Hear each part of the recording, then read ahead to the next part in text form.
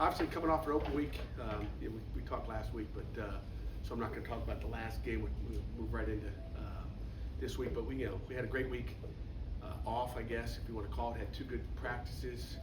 Had a chance to get fresh, get a little bit healthier, as healthy as you can get in November because everybody's banged up. Got a chance to really go back and self-scout what we do on all 3 phases of the game, and just kind of look at who we are, look at fundamentals, what can we do better in all phases, and I think that's kind of what you do in an open week.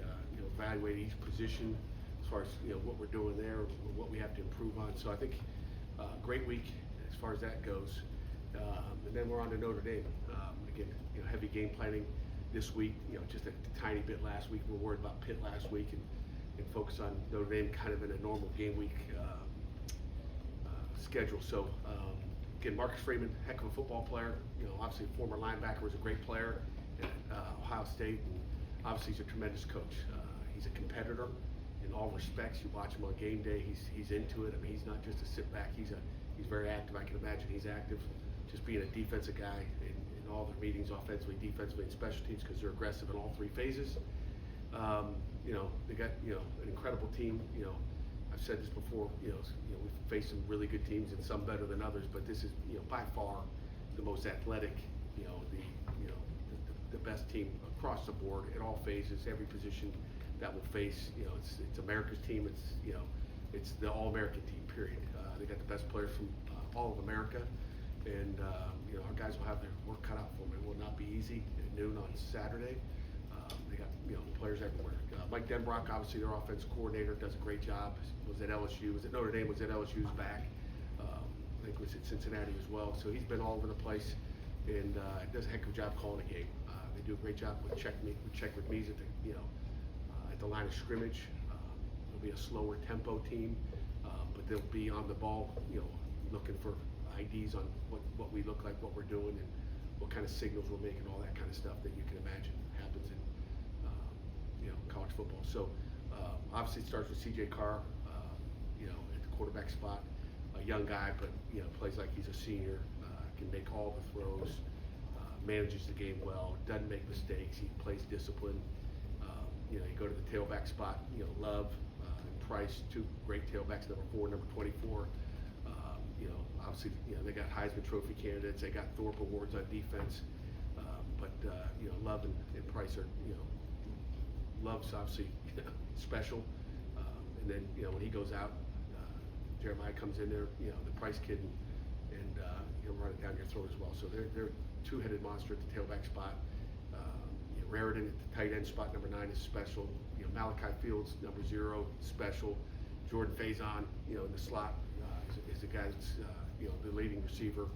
He can make you miss. He's also the punt returner. And then defensively, I could just keep going on and on about all the names that are out there. But they're special everywhere. Front 7, they got probably the Thorpe winner corner, number 15, Leonard. So they're special across the board. And special teams are aggressive on special teams. I mean, coordinator does a great job there as well. And they're going to run reverses on kickoff. They have since North Texas when he was there, gone far back as 3 jobs ago to see the reverses they did then. They're still doing some of the same stuff here. They're going to be aggressive on punt block. I mean, they're going to try to go block a punt. We got to be great with our protection. Junko's got to do a great job getting the ball off. And the return game is special. I mean, Price is back to kickoff returns, Faison's punt returner. I mean, they got dudes everywhere, and they play a lot of starters on special teams. So, questions? What does Jeremiah Love do that allows him to be probably the best running back in the country? Well, let's start with, he's got a ton of talent, but beyond the talent, probably like their head coach, they play hard, they play tough. I mean, they give great effort. I mean, they're not just there's talented teams out there that don't play hard. This is a elite talented group that plays hard all the time. I mean, in all 3 phases. I mean, every play is the game for them. They play like we want to play. Okay. I would hope someone would say the same thing about our football team, because we play hard all the time, whether we're right or wrong, or make a play or don't make a play. But our guys play hard regardless of who's in the game, and that's who they are. I mean, defensive head coach. I think most defensive head coaches are like that. He's intense, like I said, he's aggressive in all three phases, and he's gonna go attack you. He's not waiting for things to happen, he's gonna go make it, whether it's, I mean, they've got more fake punts, than anybody in the country combined, maybe. I mean, Navy calls a timeout just to, they'll run their offensive line out there, their second offensive line, they'll put their offensive line out there and try to fool you, just like we saw last week with USC putting a quarterback and punter and throwing. I mean, they'll we got to look out for that. We got to find out what number 4 is on the field. Is it Love or is it the linebacker, the 240-pound linebacker? So size-wise, we should be able to tell, but we'll have to be on alert all the time for anything they do in special teams. And Love is special. Going back to that, they're special everywhere. He's talented. And again, going back to the effort that he plays with. I mean, you saw him, Saturday probably, go down, but he's not down. He rolls over a guy and takes it to the house. I mean, he's never down. We got to gang tackle both those tailbacks, but he's got elite speed. He's got track speed. Now, when you think about the team that you're about to play, the stage you're about to play on, just the overall implications of this game, just what gives you confidence in your guys that they're ready to go out there and beat this moment? What gives me confidence is what we've really done in our games so far this season, right? I mean, we got 9 games of who this team is. Our guys were locked in a 4 o'clock team meeting, which is earlier than normal in an open week, based on what we did yesterday, in our meetings. But you could play. You talk about the stage. You could play this game at 7 a.m. over the field house on campus. You can play it, Carnegie Mellon. You can play it, in the parking lot out here or in our indoor facility. Doesn't matter what time. Doesn't matter who we're playing against. Our guys are coming to play. Period. And all the hoopla, the game day, all that stuff. That's great for, great for the city of Pittsburgh. It's great for the University of Pittsburgh. It's on a big stage. But in here, we're insulated in here as far as that goes. I mean, it's just a game. I mean, once that kickoff starts, our guys got to be locked in, play one play at a time, to be focused. That's what it comes down to. So don't let you guys can get all excited, but we're just going to play our game. How do you keep them focused with all of this outside noise and hoopla? How do you keep that internal? Yeah, great question. The focus, it's just like it is when we opened up against Duquesne or whoever we opened up. Is that who we opened up with? Mm-hmm. I mean, the focus is the same. It's a football game, and it comes down to the details. And you got to win the inches on Saturday. If you don't win the inches, you're going to get beat. You might get beat really bad by a team like Notre Dame. So they'll stay focused because it comes down to the details, and you can't execute properly when you're out of control, when you're too excited and you're focused on the wrong things. To be focused on game day, good luck to you. We're in big trouble. Pat, that being said, it's a good problem to have, right, compared to where you were a month ago, or sorry, after September. Yeah, I mean, there's no doubt about it. It's a good place to be. But again, that's what our guys work for. That's what the dream is. But we've been 7-2 before too. So it's not like this is the first 7-2 football team we've had in Pittsburgh. We've been there before, and our guys know the mistakes we've made, and big thing is how we're going to respond after being 7-2, and can we finish the season the right way? That's my focus. Outside the way that the personnel that they have, is there certain about the way that they play? I mean, like, they are committed to running the football. Like if you stop them on first down and you stop them on second down, that doesn't necessarily mean that they're not going to run it on third down. Does that sort of make them a little different than some of the teams who played this year?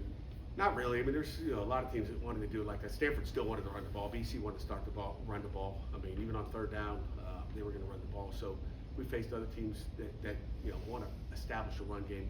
They're no different. They're just doing it with the best players in America. So that makes it a bigger challenge. Things kind of broke your Pitt's way over the weekend with the ACC. With some, I'm sorry, say that again? Things kind of broke Pitt's way over the weekend with some teams losing the ACC. Are you guys were watching it all, or just trying to shut all that out? I watched the games, and in the evening there was a lot of good games on with 2 minutes to go at exactly the same time, which drives me crazy, that recall button. And I don't like watching 4 or 5, but I'm watching every game I possibly can. I'm watching Miami, Syracuse. I'm watching them all. But not worried about that, because we can look and see what happened by the other teams in the ACC or in the country. We got to do what we got to do. We just take care of our business. And I've told our guys all along, just one game at a time. We just take care of what we do. We control our destiny. Period. You can look and go, oh yeah, we're in good position, and then get smacked in the mouth, and you're not in such a good position. Pat, you mentioned that Notre Dame plays how you guys want to play. Do you feel like you're ready to match their physicality, or we'll find out Saturday at noon. You know, I sure hope so. I mean, they're bigger, they're stronger, they're faster. They got, you know, our guys will play hard like they will. I don't have any doubts about that. When you look back at the last 2 times you've played Notre Dame, you guys have been outscored 103-10. For you, Thanks, I appreciate you. Thank for you and the defensive coaches that were there for both those games, how personal was this one for you and Bates and Sanders and Collins? I think, you know, there's nothing personal about it. It's the next game. You know, nobody cares about what happened in 2020 when Joey Young was playing quarterback. Nobody cares in 2023 when we went there in the first 3 series of the game. I think we turned them over. We scored 0 points. And I think the first touchdown was on a punt return for a touchdown. And I told you they're really good in their special teams. It'll be a special teams war because I think we're a lot better than we were back in 2023. But, you know, that's why they play the game. 2025. You know, again, the past doesn't matter. I mean, you can take all the scores to 100, was it 103? 103-10. To 10. I mean, yeah, you can take all those scores and, you know, we'll find out what happens Saturday. That's why you get to play the game. Notre Dame lost its first 2 games of the season. You guys obviously had some tough losses with West Virginia and Louisville. I know you can only speak for yourself, but what is the challenge of just having to rally the troops, if you will, in a low ebb during the season? And was there a moment for you when you felt like you really had to circle the wagons with your guys and just keep eyes up to the rest of the season? Not really. I mean, you look at, like, you know, I feel like nobody beat us this year. You know, we beat ourselves. So as long as we take care of business and keep our focus, as we've talked about here, you know, we're going to have a chance to win a football game. I think we got a really good football team too. You know, they lost the first couple, but like, you know, Coach Freeman did a heck of a job bouncing back. I mean, they played some good people, and you know, that's why they play the games. When you talk about beating yourself, just how do you go about avoiding some of the mistakes, whether it be playing behind the sticks, penalties, interceptions, so on, mistakes that could really come back to bite you against an opponent like Notre Dame? Yeah, if you get 3rd and long against these guys, you're in big trouble. So I just tell you that right now on Monday morning. If you get 3rd and long, their 3rd down package is elite. They got a different one every week. You're going to see all kinds of different stuff. They're going to blitz from everywhere and try to kill your quarterback. So you know, we got to, you know, that comes down to the focus, right? And that comes down to our focus in the details and how we practice. You know, our practice habits this week, and hopefully it transfers on the field on Saturday. Going back to all the noise surrounding this game, you mentioned how you think the whole team will handle it, but with Mason being a true freshman quarterback, big game, lots of eyes on it, how do you see him specifically handle it, and why are you confident in him in this situation? Obviously we're confident because he's been our guy for the last 5 weeks, and you know, just like his first start, it's not sure how how he's gonna respond. And going to the 6th start, big game, how's he gonna respond? But we got a lot of faith in, you know, him, and you know, again, you know, we just gotta make sure you gotta go out there and try to be the, you know, the guy, and, you know, let your players around you make plays. Don't try to make them all by yourself. Notre Dame's 3rd in the country, and I think with 16 interceptions as a team. I know you and Mason have both said that he needs to take what the defense is giving him. So how much more of an emphasis is that this week? Yeah, but you're talking about a team that will take the ball. They got great ball skills in the back end. You know, not only can they run, I mean, you know, they'll have a guy, you know, whose podium's got him beat, and this guy will be trailing and burst in front of the ball and take it away. It's like, holy cow, what a great play. I mean, again, that's the speed you're talking about that you don't normally see. So some of those throws that maybe worked the last few weeks might not necessarily work this week. So, you know, it's got to be a focus of protecting the ball. You know, he's watching the tape right now, and our coaches are watching it. We got to be smart with football. You know, turnover ratio in this game's got to be critical. Period. Pitt and Notre Dame have had a long history. You've obviously faced them 4 times before. What does the series mean to you as a head coach of Pitt? You know, it's another game. I mean, after the game it'll mean a lot. Before the game it means nothing. You know, like I said, you're facing a tremendously coached team, talented football team, and we just got to go out and play ball. It's, you know, it doesn't do anything as far as me and Pitt or anything else. I mean, what's it matter? Do you see it as a rivalry with them? I think so. I mean, you know, we haven't played them since COVID in an empty stadium. I shouldn't say that. You know, the last time we played them at home was COVID in an empty stadium, and so. But I think, you know, it's a rivalry game. But they got all kinds of rivalries. I mean, rivalry game against Navy, rivalry game against BC. They're all rivalries. Anybody that plays Notre Dame, I think it's a rivalry game because of how good they are. You mentioned controlling your own destiny. Do you feel like this is a must-win for this team when it comes to something? Absolutely not. You know, it is not an ACC game. I'm glad you brought that up. It's not an ACC game. You know, I gladly get beat 103 or 110 to 10 in that game. They can put 100 up on us as long as we win the next two after that. But again, our focus is on Notre Dame and getting as many wins as we can. On At a time. the matter of the ACC and the tiebreakers, it's a pretty convoluted situation right now. I was curious, when they did away with the two divisions, were you on board with it then? Would you like to see them go back to divisions so it's a little more clear picture? Yeah, I remember vividly campaigning, might say, for keeping the divisions. I think, and then you had teams, that was back before you had a team, now you got even more teams, you got this big long line of, you know, I remember talking to Dino Baver saying, Dino, you know, it's a lot different being, you know, 6th or 7th in the division as opposed to like 15 or 16 in you know, the ACC. I mean, when you're way down there, you know, it gets you fired. And, you know, being 6 doesn't sound as bad in the league. So I was a big proponent of keeping the division. I still believe in it. I still think it's still the best. I think, you know, you guys heard me say this before. I think it propelled us being a, you know, Coastal Division champion to start off with, and then, you know, having an opportunity to go win an ACC championship after that in 21. To me, if we weren't some type of champion in 18, you know, I don't know if we ever get to 21. So I think there's a building block that you need. And now, I mean, you don't get a chance to be a co-champion. I mean, the NFL, you got NFC and AFC champions, and there's you know, fireworks and confetti and a stage. Now it's 1 or 2, and you know, if you don't win the championship in Charlotte, you're a bad team. Period. In the season like that. So, you know, I'm a big proponent of the divisions, and you know, I remember going through. It'll make you dizzy. I don't even look. Like I said, I don't look at the standings. I don't care. Let's just win our football games and go 1-0 every week. But if you look at, you know, I know the first one is head to head. After that, it's like you know, I'm not the math major. I'm not looking at it. I don't care who played who. I mean, but you're going to come down to, I think we talked a couple weeks ago about, you know, possibly sitting in front of your team saying, hey, we're not going because we didn't play this team. That's no fun. But that's the life we're in. Pat, what was the pushback that you? I mean, you know, when you said, hey, you were advocating for divisions. What? I mean, I wasn't paying that close attention. What was the reasoning that they told you why we're going to this massive one glob format? Well, it was so long ago. I don't know. I know there were some coaches that aren't in the league anymore that were whining because they had to play Clemson every year, and you know, in our division it's too tough, so we can't win a championship. You know, I'll go back in 21. We beat Clemson in the regular season. We had them on our schedule, and you know, so to me that was, you know, just kind of a cop out. I think it was more of, we don't want to play Clemson. Let's spread it out and not have to play Clemson every year. So that wasn't me. I could care less. Just put them on our schedule every year and stay in 2 divisions. Give us Clemson. It's even better. You talked to you know, I frequently about the parity in the league, and that's a sign that the league is good. That if teams can kind of beat anybody. If one team can go and beat any other team on a given Saturday, that means the league is competitive as opposed to having a couple of top dogs.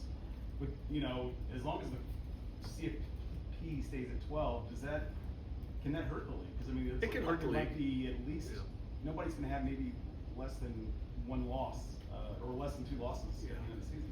I mean, it can hurt the league. You got to stay healthy, as we know that. You know, I don't know if our depth is like the SECs because they, you know, purchase a lot of players and they got depth. I mean, you look at Virginia, you know, their quarterback gets knocked out in the first half, and all of a sudden they're playing with their backup, and that's probably the reason they lost. If their starter plays in that game, we're not sitting there having the same conversation. But you know, it's November and anything can happen, and you know, the next man up. You got to find a way to get it done some way. You got to adjust. There's been a lot of talk, obviously, about Mason, but CJ Carr is also a young quarterback in his first year as a starter. What have you seen him do well? Oof, everything. I mean, I think he's completing 68% of his balls, maybe more. You know, he manages the game. He doesn't throw interceptions. He can make every throw, as I talked earlier, and he gets them into the right play. I mean, they're making, you know, calls in there, whether it's 3rd down and they like a front to run it against 3rd and long, they're going to run it and gain 15 yards on 3rd down. You know, running the football, you know, I think Will talked about, or Jeff talked about running the football. So he's getting them in the right play. He's smart. Obviously, he's Lloyd Carr's nephew, you know, great football coach at Michigan. So, you know, he's a football coach's dream, I guess. And he's got a year under his belt. He's not a true freshman. Mason's a true freshman. So there's, you know, you take it where, you know, where is Mason going to be in another year? That's, you know, that's trying to compare those two. Do you have different conversations this week or last week also with Mason leading up to this, knowing this is probably the biggest stage he's about to play on so far? Maybe. I haven't. Walked in there this morning at 6:30. He's in there watching tape. Not really. I mean, it's like talking to the kicker, you know, just don't mess with him. Things are going good. He knows, you know, he knows he's got to play the best game he's played all year to win this football game. He knows that. I think he don't want to do anything to hurt the football team, so he's got to be smart. But he's also got to take chances too, right? I mean, if you sit back there and you're worried about not, you know, I don't want to get him to that point where he doesn't make that great throw because coach told me to protect the ball. He's got a guy open, but he was a little bit scared, so he took off running and got hit. I just want him to go play his game, but just to understand, you got to be smart. Now that you've had 6 weeks with Mason as your starter, do you feel like you're able to know what you're going to get out of him more than maybe when you first put him down? Yeah, I think so. I mean, I think for sure. I mean, you know, a heck of a lot more we know now than we knew going to that first game he started. So, yeah, we know a lot more about what he is, what he likes to do, what we like to do with him, and you know, his strengths and weaknesses. Again, that's what we've kind of addressed here over the last week is just, you know, at every position, you know, obviously starting with that quarterback spot. What does he do well? What does he not do so well? And don't ask him to do things he doesn't do well. Let's ask him to do things he does well, and let's, you know, keep it simple and let him go out and execute. Now we ask you about their run game. As you evaluated, took time to self-evaluate, how do you feel like your run game is coming along? Depends on who's, you know, in that front seven. I mean, those guys, I mean, again, this week, I mean, they don't let you run the ball. I mean, they really didn't let Navy run the ball, and that's what they do for a living. You know, you're gonna have to pick your poison with that. You know, it's target. You know, we got to find ways to run the ball. We want to run the ball. You know, we will run the ball. I guarantee you that. I just don't know what it's going to be for. It might be, you know, not so good, but you know, you have to establish some type of run game, and you got to prove to them that you're going to run it. You can't just drop back and throw it 80% of the time. You're going to be in deep, deep trouble. It becomes third down wrong, which I've already talked about that. Anything final? Anything else? All righty. See you.